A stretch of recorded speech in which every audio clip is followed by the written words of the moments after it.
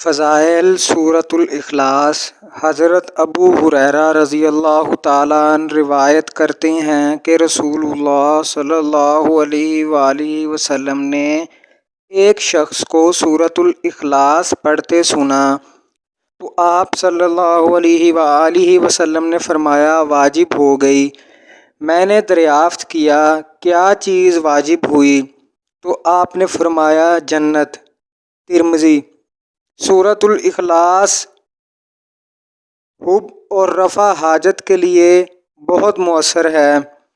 جو شخص اس سورت کو 1000 مرتبہ بعد نماز عشاء 125 دن تک پڑھے تو اس کی ہر جائز حاجت پوری ہوگی، اور جو شخص اسے روزانہ 111 مرتبہ پڑھنے کا معمول بنا لے تو وہ انشاءاللہ محبوب الخلائق ہو جائے گا۔